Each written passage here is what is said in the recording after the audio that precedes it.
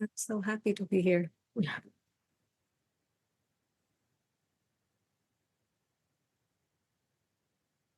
Welcome. Thank you for joining.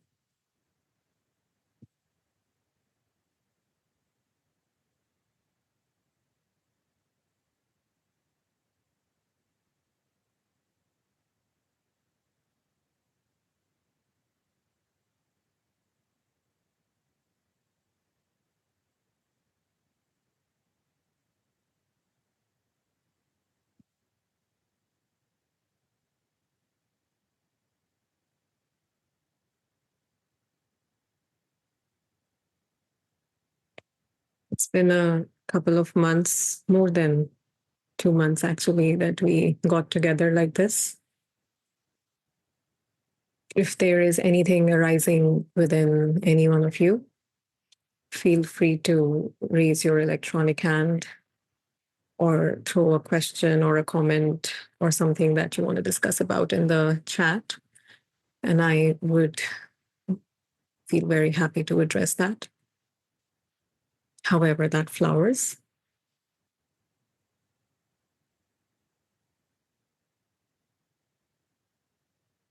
And I hope that your unfolding has been a juicy one, full of pleasure and, well, pain is inevitable, right?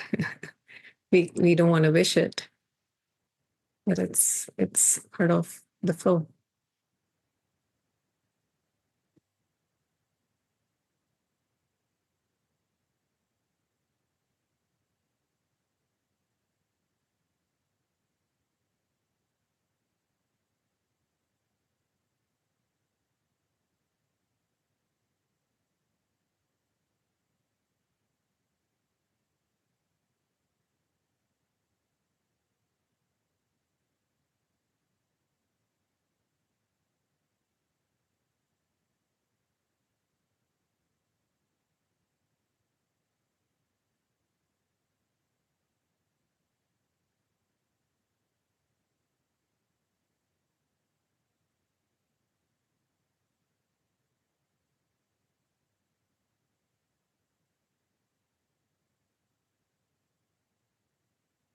Cool.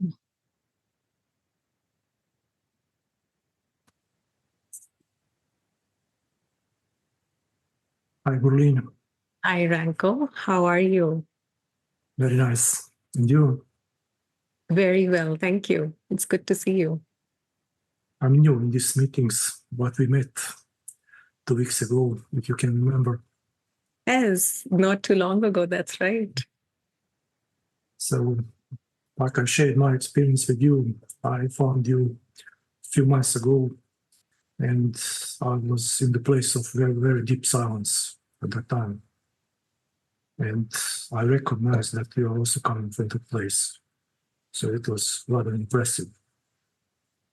I'm following the teaching of Roger and for a very, very long time, and it's basically the same teaching, but different approach.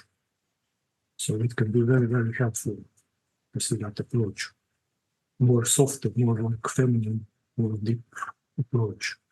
Roger is always like talking about thoughts, and it's great for the mind, for the antivirus program for the mind.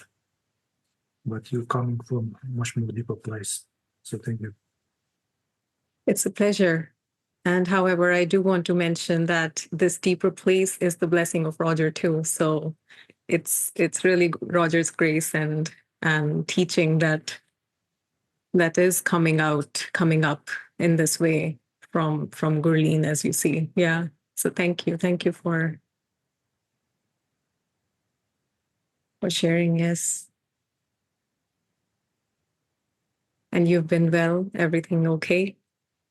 Yeah, of course. Great. Beautiful teaching. Yes. Great. Great.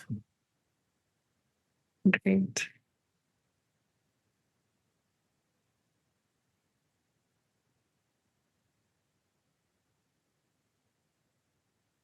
So if I may ask a question right now.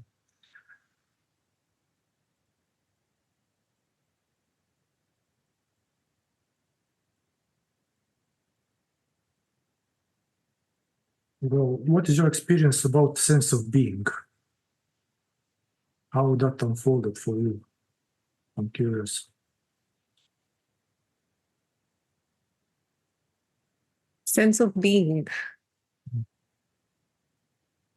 It has occurred in phases. And now I'm talking from the seeming flow as it has unfolded in here, which might be very unique, might be same or similar to many other unfoldings. So it started as I remember, it started as this person who had certain agendas to accomplish in life. And if anything went sidetracks, she suffered and she made sure that everybody else around her knew that she suffered. And then just in that same unconscious experience, suffering became painful enough for, yes, it became too hard to carry on like that. And it wasn't even conscious. It was just out of too much pain that something, I cannot say it shifted, but yet it just started to give up choicelessly. And then it just started unfolding from there. So there was a time when the sense of being was just shedding all of that. And there was a lot of pain in letting go of all that stuff. As we may call dark night of the soul phase of the spiritual seeking. So there was a phase for that. There was a lot of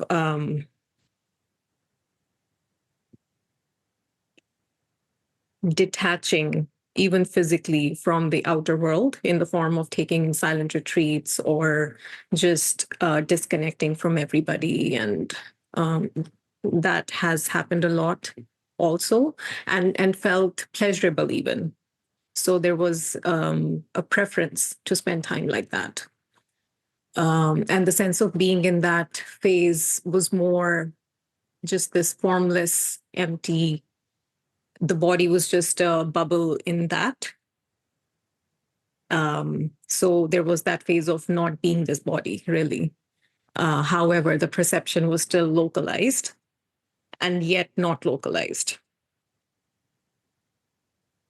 And then there was a coming back, which was again very painful because it felt like that was so pleasurable, being formless, being without any traits, being without any triggers and stuff, really, a human stuff. Although eating was happening, sleeping was happening, all of that was happening. And yet it wasn't getting registered in the consciousness as something happening. And then when the coming back happened, the sense of being like somehow felt like coming back in the body. And what we call integration, what Roger calls just coming back as this human body-mind mechanism, but without that psychological separate self mechanism going on. So all of that has been happening. And I would say sense of being now is just me, this Gurleen. And she is really connected to what I also can call myself, but we can label as silence or resting in being or being that formless awareness. But the primary point of experiencing is as Gurleen now. And it is realized that it's not needed to be that disembodied, whole, formless awareness anymore that played its part. And now just living as this, dressing up like this and talking like this with her like weirdness and flaws and good points also. So it's just a nice blend that I, as the formless awareness, is getting to experience through this me. So yeah, sense of being now, I would say, is just me, Gurleen, as you see her. Nothing really more to that. Yeah, I'm asking that question because in my case, it is not so clear process because I had this feeling years ago. This started as sense of being, a sense of I am, but it wasn't so deep. So I have phases. And then at certain phase, I met Roger's teaching and it helped me in some other things more psychologically. And now, like when I'm exploring feelings and very deep things in the body, this feeling of I am is even deeper. It goes deeper. So it's kind of not straight line, but Yeah. going up and down, go up and down. So it is Yeah. interesting to hear different stories about Yeah, it. absolutely. And when you mention the feeling of I am is deeper every time something appears in the body and then it's processed, when you're really noticing that within yourself, what is your I guess point of reference for that? Like, who are you noticing that as? So are you the I am that's becoming more I am, or are you, Renko, just noticing I am going deeper in that?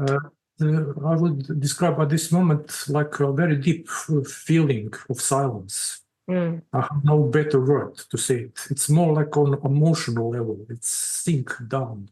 So yeah. this silence is basically doing all the things and happenings and seeing all the things.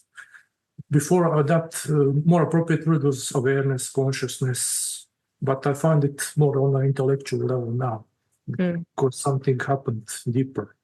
mm. And there's like a field. I would describe it. I have no better words, but field of silence, field of energy. I don't know how to describe Yeah, it better. beautiful.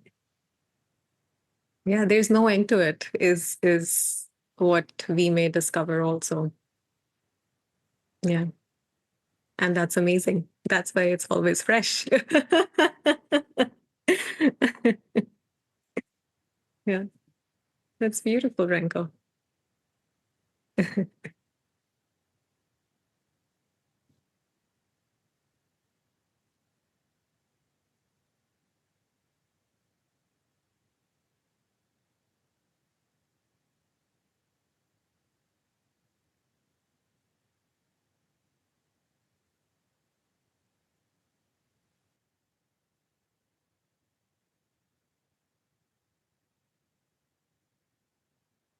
There is a question that came from Aman.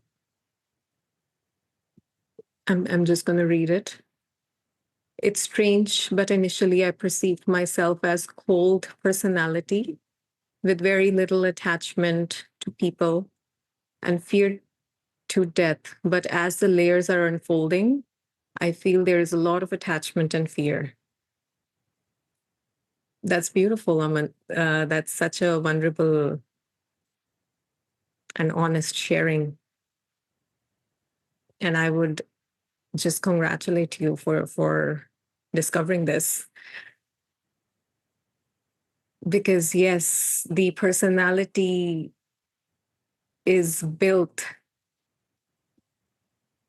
Well, you use the word personality. We may relabel the word for sake of better understanding the psychological structure, the personal mechanism that goes on in the mind, thinking that it's living life and it's the agent for whom life is going on. That is built in a sense to cover up what you just said, attachment and fear. It is built to defend against the vulnerability, the attachment, the fear, the fear of losing, the fear of not getting what it wants, the fear of dying. Um, that's essentially fear of dying. Fear of losing is fear of dying, because dying is like losing life or losing at life. So the ego structure is really built to hide that nice enough so life can seem pleasurable enough. So the pain can be hushed down the carpet. And yet, if it were successful, there would be no suffering. So it is actually a good sign that it is visible that what was seemingly looking like detachment and not afraid at all is somehow was the veil that is now being removed from the more authentic stuff of the mechanism, which is attachment and fear. And there's no harm in feeling into it if that's what happens for you. And there's no harm in just letting it be and witnessing it also, and just noticing and observing, if possible, from a place that you're really reporting, to see what it does, to see what attachment really does and what fear really makes me do or not do in daily life, in daily relationship mechanisms, in the motivations that appear from that place of attachment and fear. If there is a possibility to just observe, I feel wonders can happen, and you'll notice something even behind that. Because that's where really you're reporting from. We can only report what we see. What we are cannot be reported. So if you are reporting attachment and fear, means you are already behind attachment and fear, noticing it. So you're already free of it. And it may not feel like that until a certain point, but it's important to know that you're already free of it. You were a prisoner of it until it wasn't visible. And now that you see it, it's just a matter of time and awareness that it may flower into different forms that you may report next time. Does that answer your question? I'm not even really sure if there was a question there. Just let me know. You're welcome. Pleasure.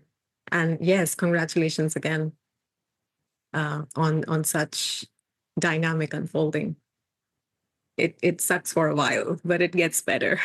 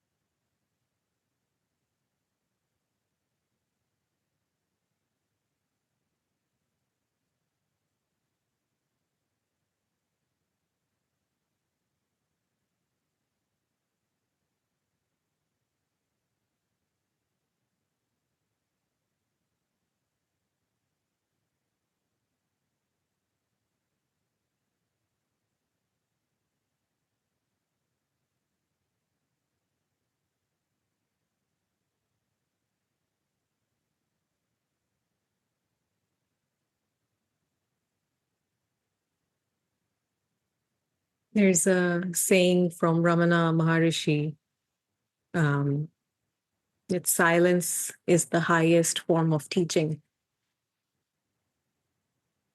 if there is to be a teaching.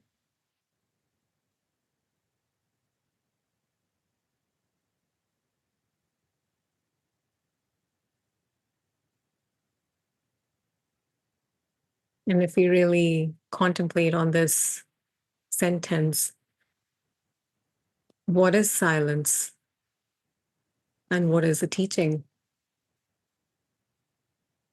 Those two words stand out as to what do they really mean.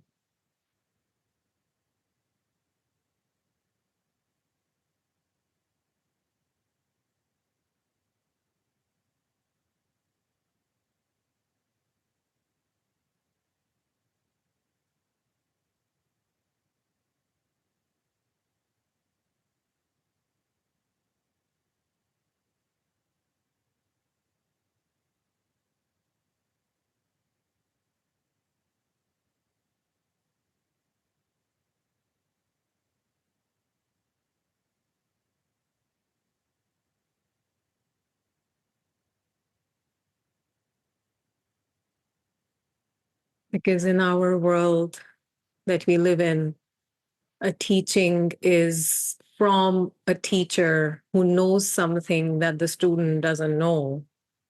So it seems like that the teaching comes from the teacher to the student. So there's a teacher and there's a student, and the exchange from the teacher to the student, and the student learning something that the teacher knew or had learned before, seems to be the process of teaching or understanding, based on which perspective we are looking at. From the point of view of the teacher, it's teaching. From the point of view of student, it's understanding or learning. But in this sentence, silence is the highest form of teaching. Does this word teaching still mean the same? What did Ramana teach?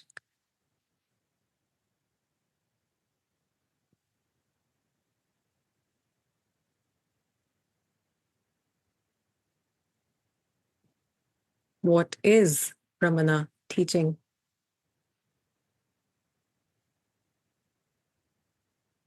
Silence.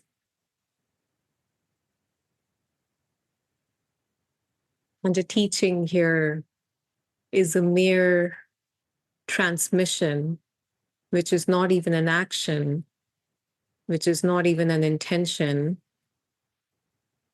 It's just naturally being, and whoever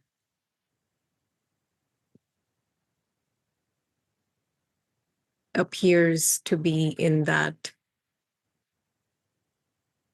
you can call it same frequency, you can call it same zone, same vibe, whatever we want to call it, uh, happens to resonate with that vibe, and teaching seems to happen.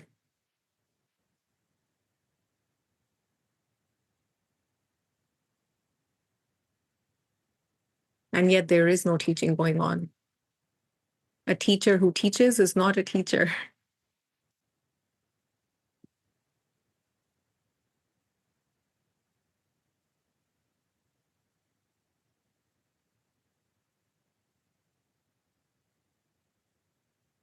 And maybe that's why the word teacher and guru are separated, because what I'm really talking about are the characteristics of someone who could be labeled as a guru, or someone that could be labeled as a guru, because it doesn't even have to be a human. Guru is the principle from which the transmission seems to be received for this student who is ready to be receiving the certain transmission.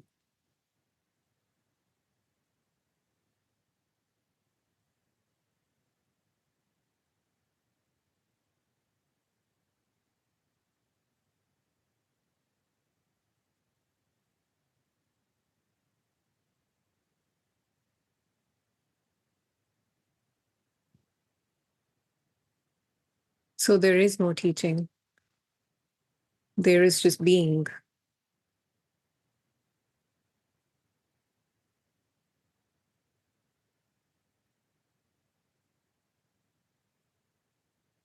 And what is silence? The highest form of teaching, the highest form of being.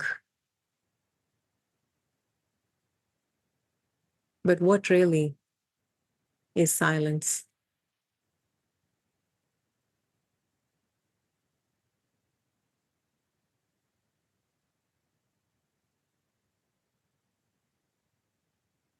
Is it not speaking and just remaining quiet with your mouth? Or is it not thinking and remaining quiet in thoughts? Is it not feeling and remaining quiet in the field of feelings and emotions in the body?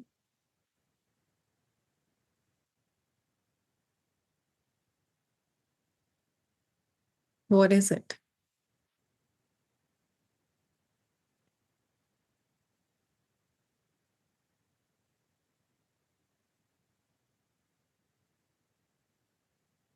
This, this right here, beyond the here-ness and there-ness and thisness and thatness and I-ness and you-ness, beyond all of this, and yet even closer than all of that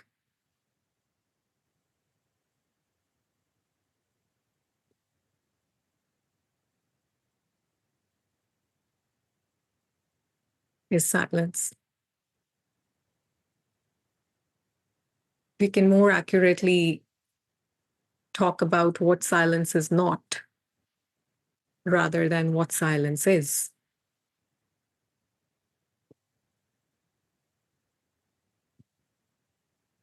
And yet all the talking and listening and feeling, experiencing, perceiving, enjoying and suffering, living each morning when the waking happens and dying every night to the dreamless deep sleep state. All of that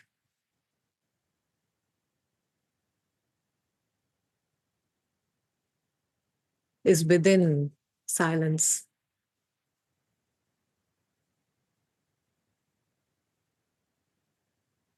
Within silence, all the sounds are perceived.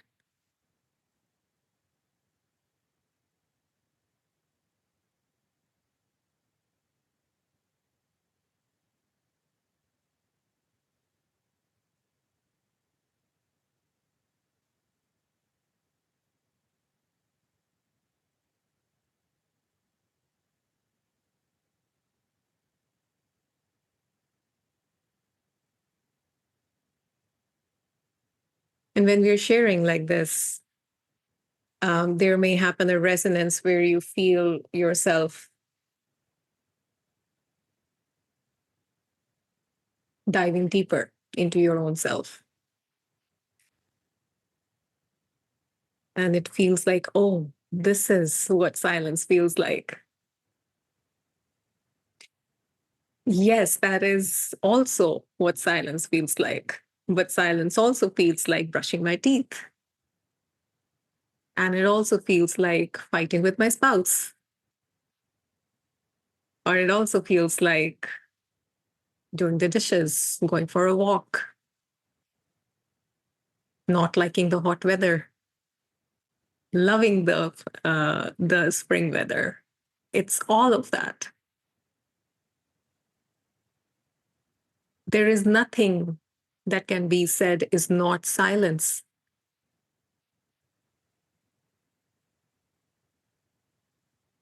And yet everything is silence, and nothing can be said about the silence.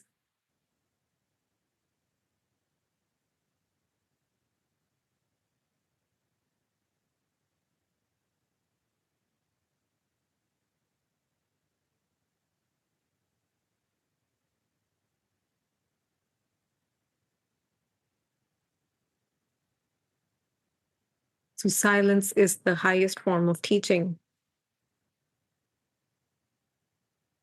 Everything that is perceived, everything that I am, everything that I experience, everything I experience as I, because even that keeps unfolding, all of that is the highest form of teaching.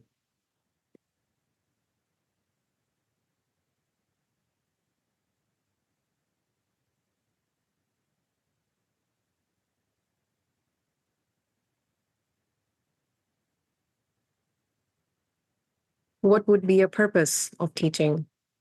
Why is even a teaching needed? Is there a need to even learn anything or unlearn anything?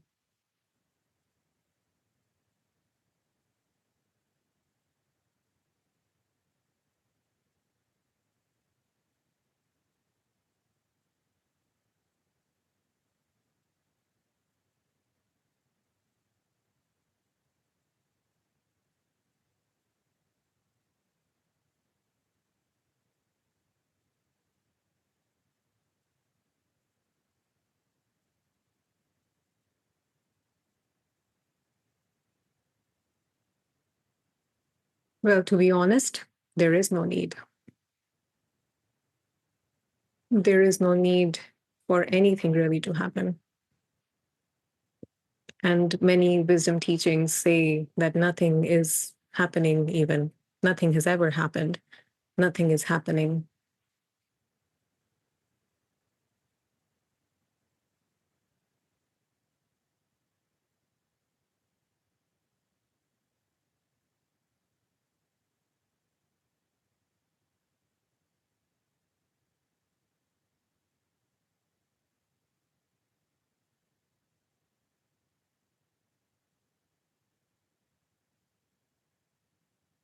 There may come a time in life, whatever we mean by life, I just find myself as this here, not really knowing what this is and what here is.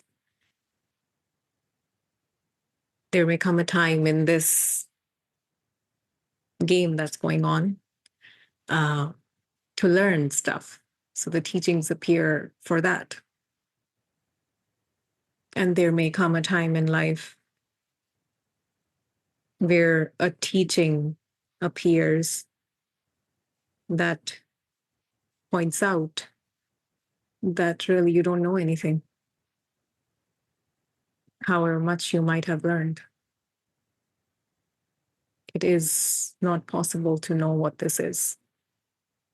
It is not meant to know really what this is.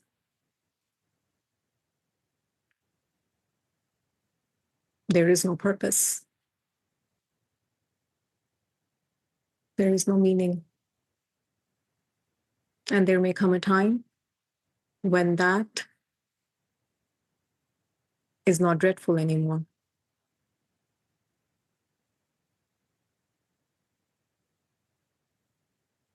Because when there is no purpose, then I really don't know what's going to happen in the next moment, because that is the case already. That has always been the case. But now when that is recognized and known, well, I can feel even more trapped in this game, or it, this same recognition is complete freedom. It's like, what? I don't know what's going to happen in the next moment. There is no purpose. So let's play. Let's play and optimize this flow of life, whatever this seems to be, for maximum pleasure and minimum pain. And that can only happen when there is no attachment to pleasure and no fear of pain.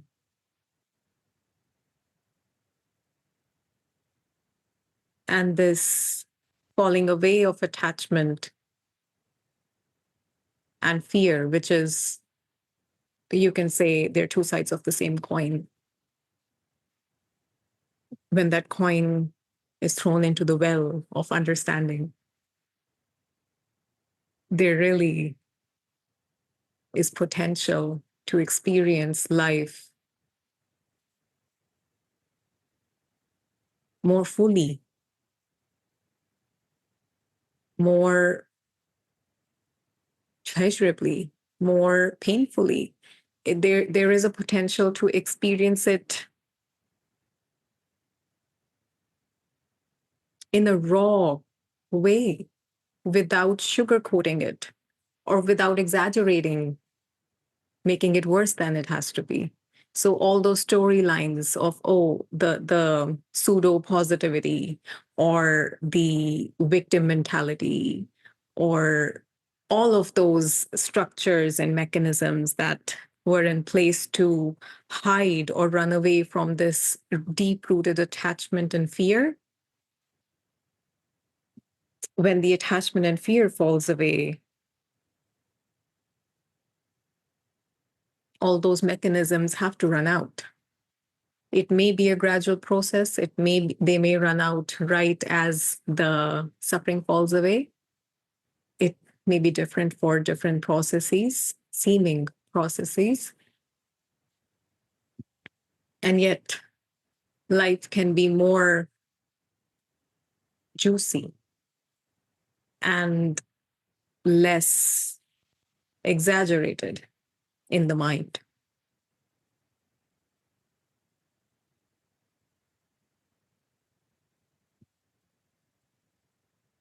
Initially, when that happens, there may happen a phase, or there may not, but there may, for some of us, there be a phase of feeling dry.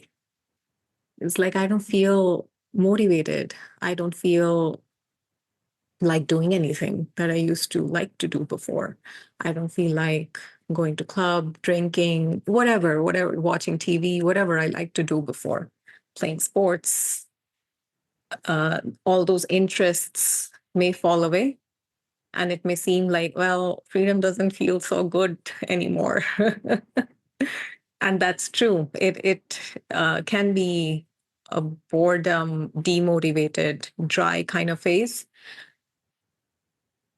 What needs to be recognized there, not that one can recognize it, the recognition may happen in time,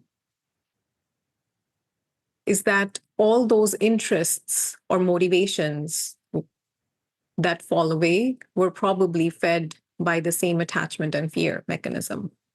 So as the attachment and fear dries down, all those structures and interests and mechanisms also don't get their juice anymore. So it almost feels like, well, I think I was better off before I I started seeking, or I became a seeker. Not that I became a seeker, but you know what I mean. uh, But really, it is a good news. That dry phase has to be experienced, and it is useful also to understand and really rewire life or preferences to really tap into, what do I really feel like doing? If I didn't want to impress anyone and I didn't want to achieve anything in life, what would this body, what would this mechanism, this organism feel drawn to do? And that's where the authentic likes and dislikes can get to shine finally. And it may seem to be a slow process. It was a slow process here, uh, but it's worth it. It's worth understanding that, you know what, maybe I just feel like resting all day for months and months, maybe years, and that's okay, because there is no fear of losing life. There's no attachment to impress by playing golf or playing cricket, or, you know, things that I used to do before. So my friends would like me, or I'll have more friends, or my family can brag about, oh, my daughter is so good at that. So all those things don't have to be fed anymore.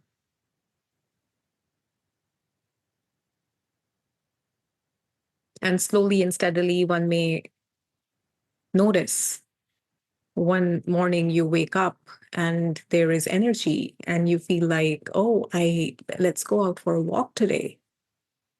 Oh, let's take this new hike today.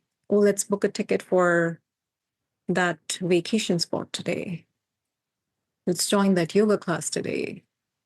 And you may find yourself, let's call up that school friend again. And yeah, that's how organically the things may start rising again. And until they don't arise,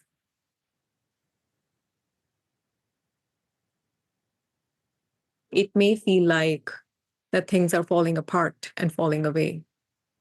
And that does need to happen also.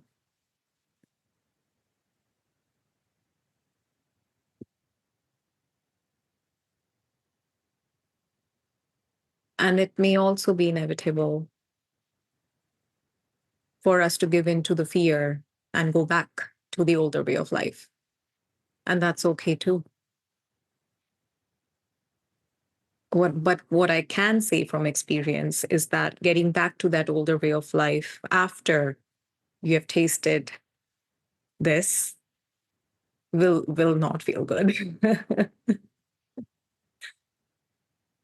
and and you may still get the same, fans and friends and bragging rights, and yet it won't feel nice anymore. And when it is painful enough, it may drop again. And all of that shifting here and there, going back and forth like a pendulum, is all happening within the flow of life.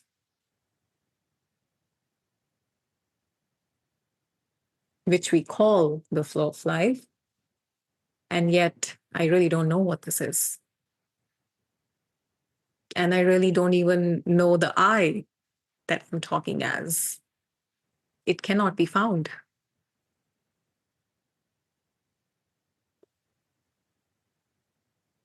So all of this is within the silence that is the highest form of teaching. For who?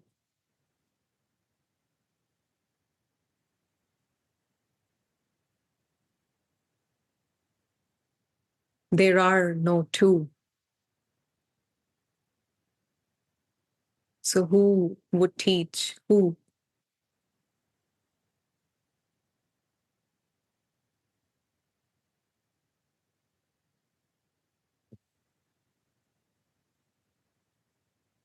And yet the teaching is happening. And the understanding is happening. And the forgetting is happening. Suffering again is happening. And then dropping it again is happening. All of it is a happening. There is no one here to do any of it.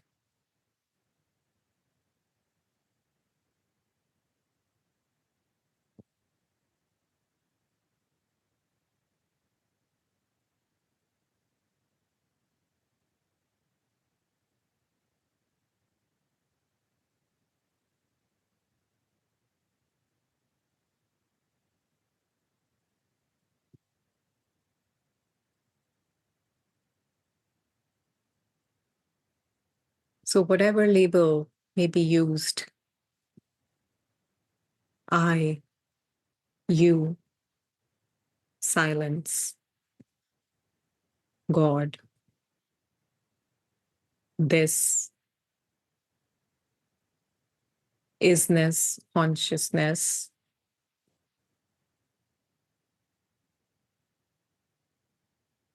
awareness, beingness, they're just labels for this. And even this is a label for this.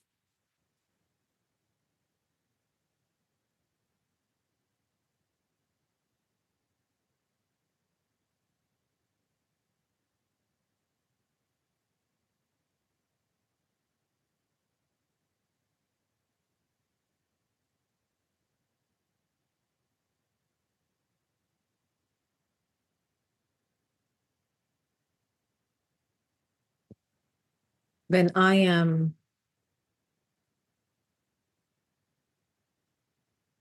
the person, when I am experiencing myself as this solid, concrete entity that is living this life with all the others, solid, concrete entities, good, bad,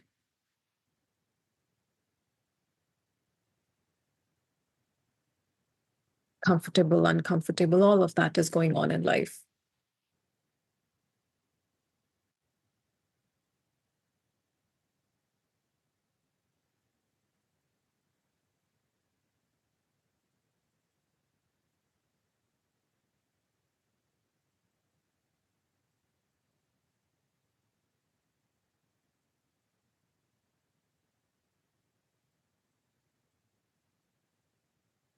That is the I that needs the teaching.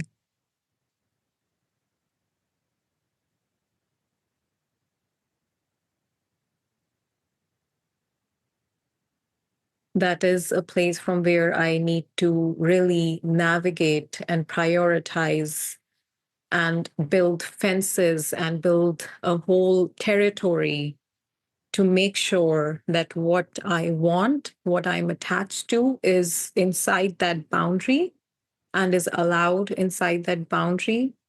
And everything that I fear or I'm averse to is pushed out of that boundary, thrown out. I don't care what happens to it, but I don't want it. So as that is what life becomes, uh, a, a juggle between what I want and what I am afraid of.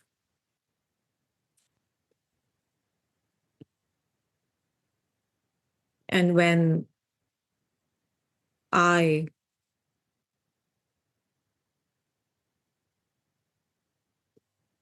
still the same as this person, and yet now grounded into the knowing, grounded into the being from which this person is arising from and within.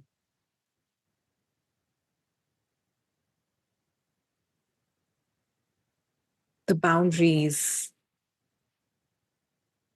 start feeling like too much work because there is not much reward to preserving what I want and rejecting what I don't. It actually is seen to be the very reason that I suffer. And when the boundaries are seen to be the source of suffering or the very suffering mechanism, boundary is the suffering, really. I'm already boundaryless. And it's just a matter of time. Like every building has its lifetime, every mountain has its lifetime, every tree has its lifetime. The boundary will have to dry out. And before it dries out, it may also seem to be very, very functional and overpowering. And it may feel like that, well, I don't want boundaries anymore. I don't want to reject anymore. And I don't want to manipulate circumstance, myself or other, for whatever I used to think was good for me. And yet I still find myself doing it.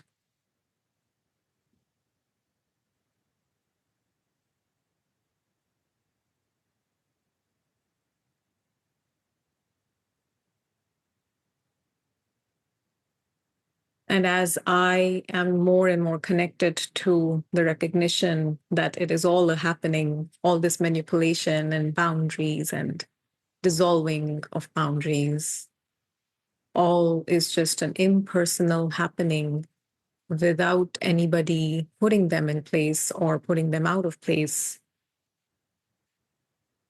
it's a big orchestra going on without an orchestrator. And when I realize that, and I can really take off the burden of being or pretending of being that orchestrator,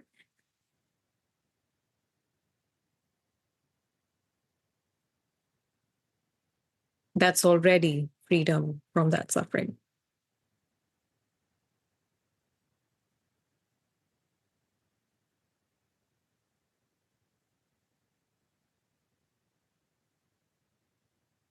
And from here,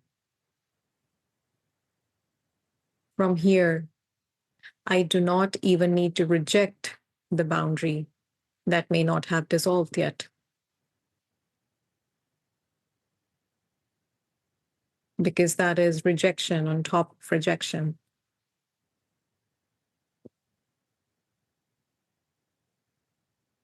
There is no need to cling to the happening of peace that may also come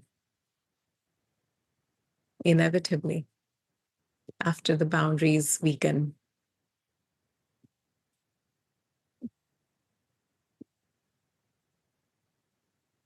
The peace is surely and definitely enjoyed. And yet, when it leaves, it's painful because generally a wave of suffering comes back, or a wave of rejection comes back, or a wave of self-doubt comes back, whatever this mechanism is fed with and is still dealing with, although those things may come back. So the peace doesn't leave, but the peace is somehow veiled by those same mechanisms of territorial structures that I had built as the separate person. But now I as this connected being with life, with whatever this is, the suffering coming back can be received from a place free of rejection. And the peace can be allowed to be veiled. Not that it needs my permission or it needs my allowance. It's just a natural knowing that peace appearing was a happening, peace being veiled is a happening, suffering showing up is a happening. And now I'm deep down in suffering, and that's a happening. And if that is experienced as the vantage point from which life is experienced from, I'm already out of suffering.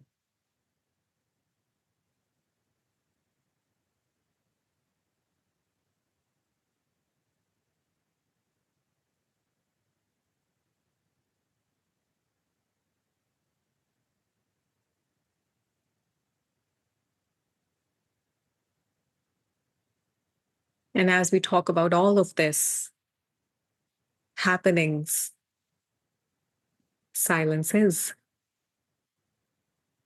within, throughout, as,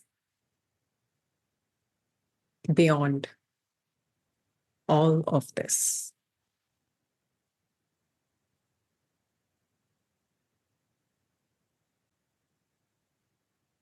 It's the zillion shades of silence playing with itself.